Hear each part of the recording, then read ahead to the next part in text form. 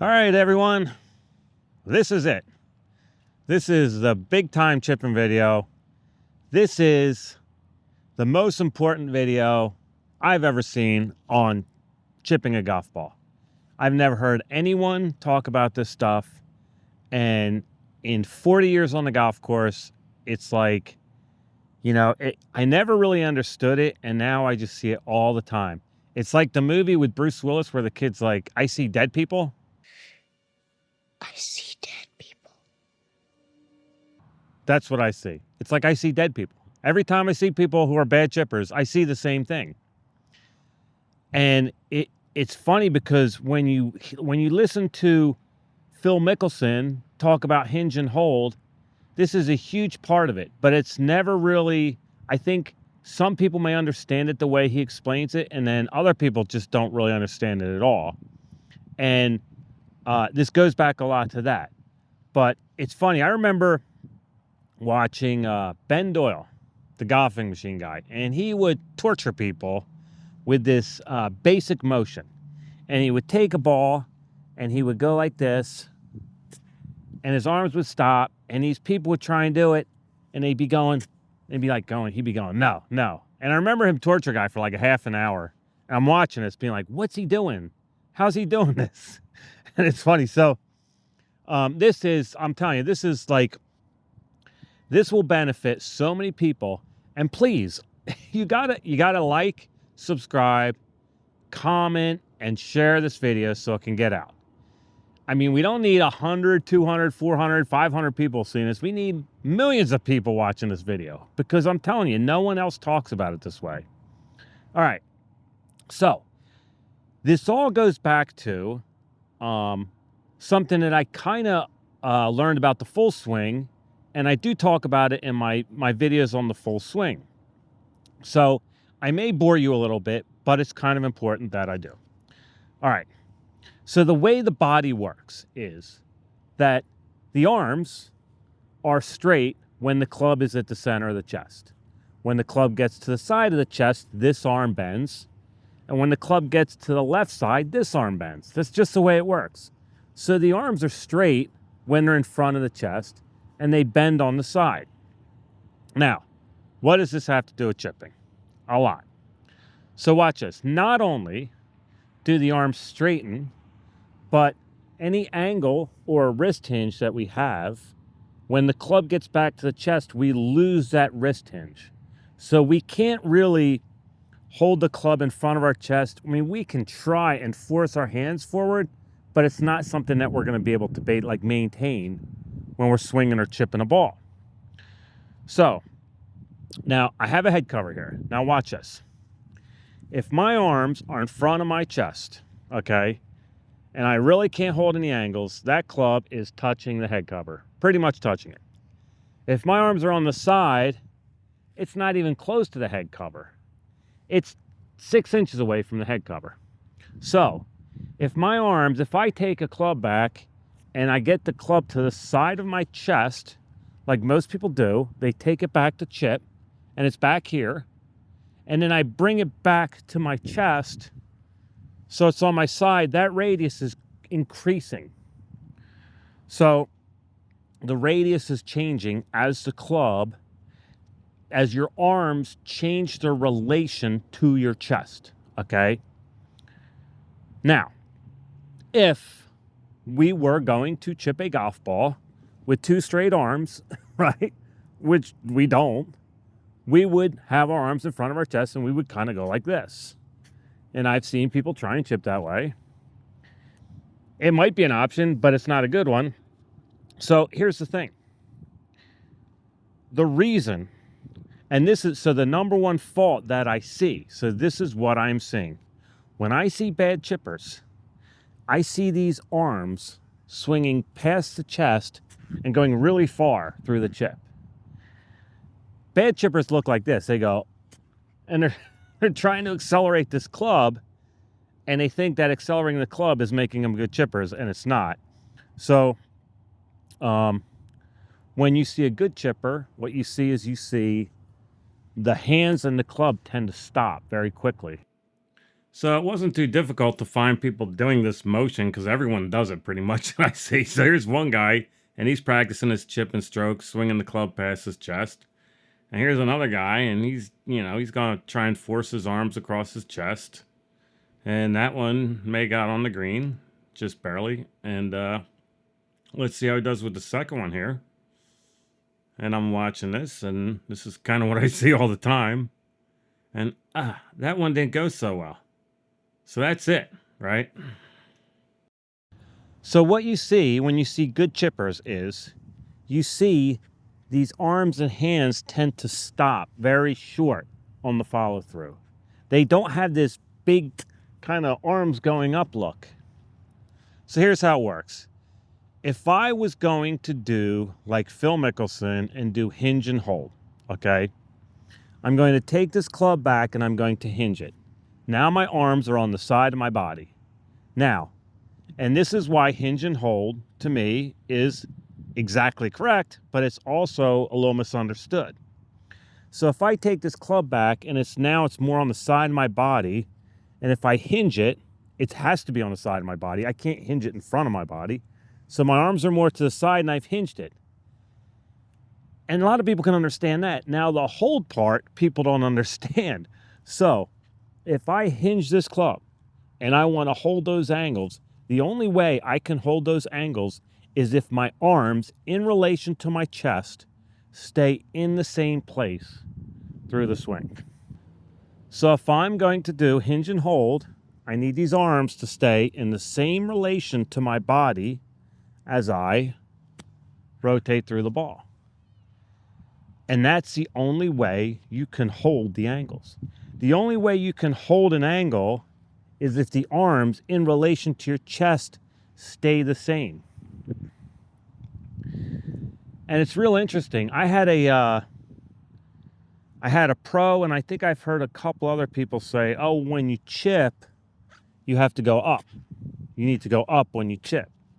Well, that would make sense. If you're swinging your arms past your chest and that radius is increasing, you would have to go up. But that doesn't make any sense to me. Why would we have to rely on going up to chip a golf ball? If we can keep this club in relation to our chest in the same spot in relation to our chest, we don't need to go up or down. We can simply pivot through the shot,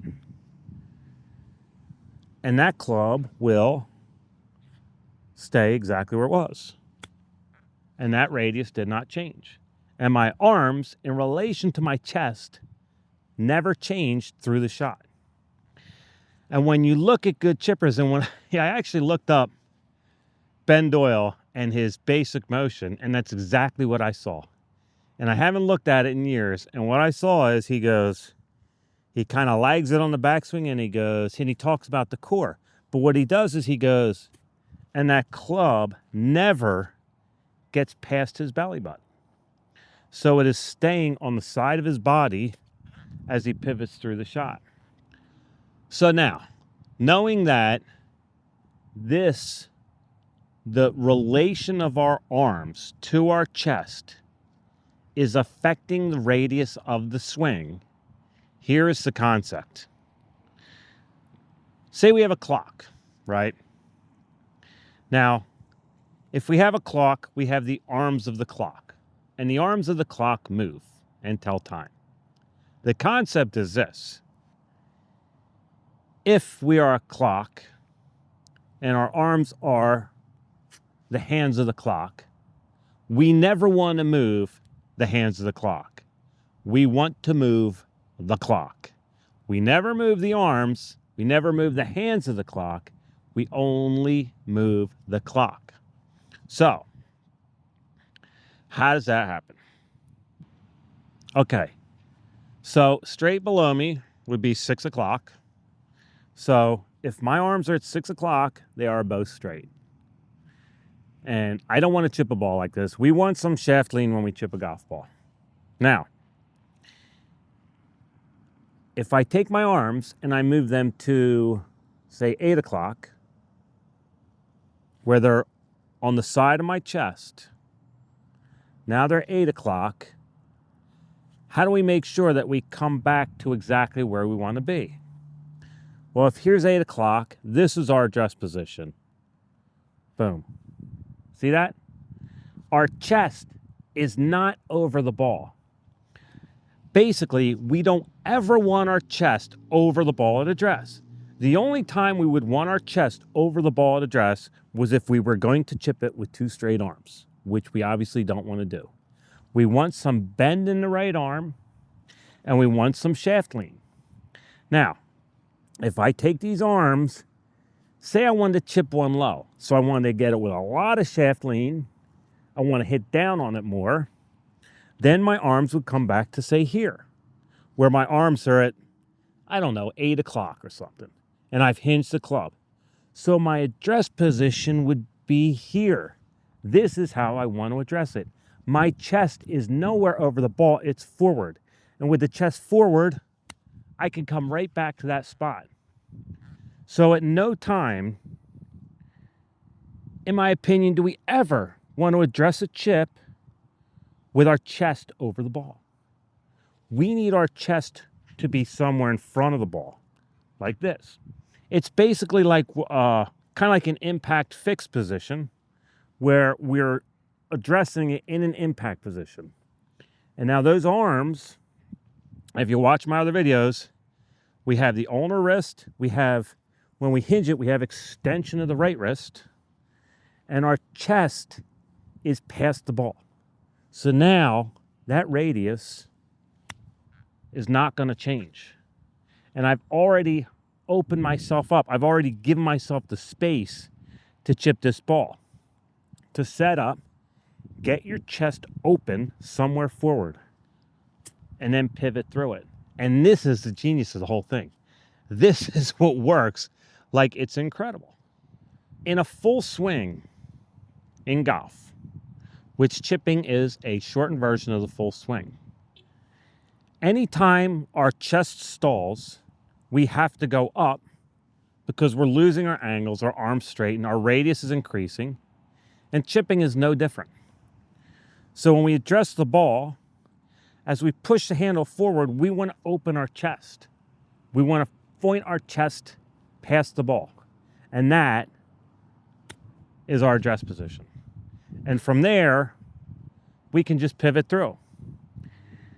And so we take our wrist, solid wrist, and we open our chest. And then we just pivot through. We simply pivot. And our arms will stop very short because they never get past my chest. In a full swing, the arms stay on the side and then eventually they rip past your chest. In a chip, that doesn't happen. In a chip, we're simply pivoting and keeping these arms. You can see they never get past my belly button. They never get past my navel. And now this literally works with any shot that you hit, whether it be a lob shot where I get my chest forward, I pivot through, and that was beautifully struck. And the arm stays on the side and the chest opens, and the club never passes my chest. So that's it. So please like, subscribe, comment. This is the most drastic thing that I can even think of that has affected like my short game and chipping in the most positive way. I mean, I did it one day and I'm like, wait a second. If I want my arms to my side and I don't want them past to my chest, how about I just do this and I point my chest forward, and ever since then, my chipping has gotten so much better. So, like, subscribe, comment, share. And I'm going to be doing future videos. I'm going to do more short game videos. I'm going to talk about bounce, how to affect the bounce of the club, how to add bounce, how to take bounce off. I'm going to talk about uphill lies, downhill lies, all sorts of things. So like, subscribe, comment, share the videos, and I'll see you next time. All right? Take care.